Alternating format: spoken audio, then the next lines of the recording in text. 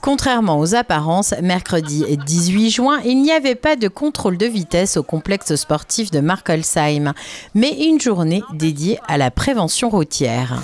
Une initiative organisée par la police municipale en collaboration avec l'association Prévention routière Grand Est. Alors, Markolsheim nous accueille pour la finale départementale du challenge vélo pour les élèves de CM2 sur l'ensemble du département du Bas-Rhin. Les challenges départementaux, ça fait des décennies que l'association est mobilisée avec c'est le point d'orgue en fait de l'éducation routière dans les écoles tout au long de l'année, et on termine l'année scolaire avec un challenge départemental.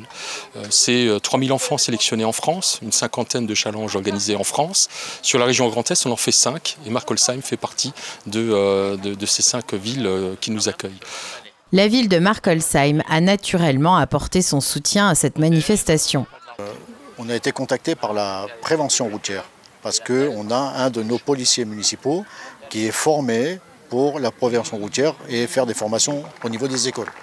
Donc du coup, comme on a eu un contact avec eux, ils recherchaient un lieu dans le sud du Bas-Rhin pour pouvoir faire ce challenge vélo. On est très attaché à tout ce qui est sécurité et prévention. Donc par rapport aux enfants, je pense qu'il est important de montrer que l'uniforme ne doit pas faire peur. En fait, l'uniforme, c'est un moyen de dire faites attention à vous et aux autres. Et donc passer par les enfants, je pense que c'est un des meilleurs messages.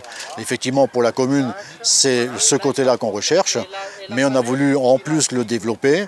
Et donc le travail de la police municipale, c'était d'organiser cette journée challenge en faisant une journée prévention et en y mettant quelques stands avec des ateliers où différentes associations de la sécurité ou autres étaient présentes pour sensibiliser les gens à tout ce qui se fait tous les jours.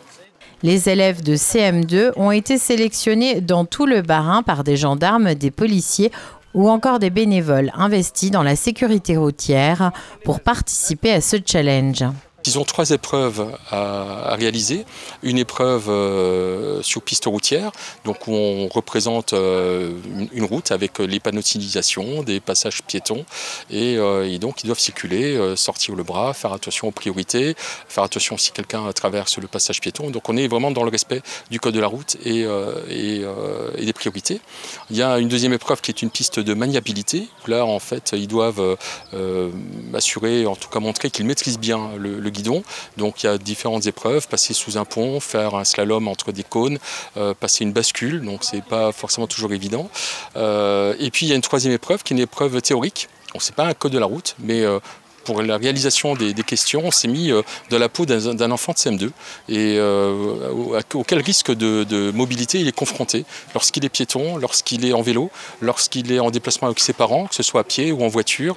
Donc comment il s'expose au risque de la route, et donc on va évaluer ses connaissances par un petit questionnaire. Voilà. Louisa vient de Drusenheim. Pour elle, ce challenge est une belle initiative. C'est bien parce qu'il faut quand même avoir un minimum de sécurité sur la route parce que c'est dangereux. J'ai eu une fois une peur. Je passais sur le passage piéton et il y a une voiture, elle a failli m'écraser dessus parce qu'elle n'avait pas vu qu'il y avait un passage piéton. Son père, Alex, l'accompagne. C'est lui qui lui a appris à faire du vélo. Alors ma fille, je lui ai appris à faire du vélo à 3 ans. Donc elle avait commencé avec une draisienne. Ensuite, je l'ai tout de suite mis sur un vélo, mais sans les petites roues. Et à 3 ans, elle savait déjà faire du vélo. Et après, donc techniquement, c'était bon. Et après, c'était surtout le code de la route, de bien sensibiliser l'enfant sur ce on doit faire attention et les risques potentiels. Et surtout de prendre beaucoup de plaisir à faire du vélo. Depuis 10 ans, 3200 personnes perdent la vie chaque année sur les routes françaises. Des accidents dus en grande partie à la vitesse, à l'alcool et aux stupéfiants. Un chiffre en hausse de 14% sur les 12 derniers mois, avec en cause le développement des trottinettes et des vélos.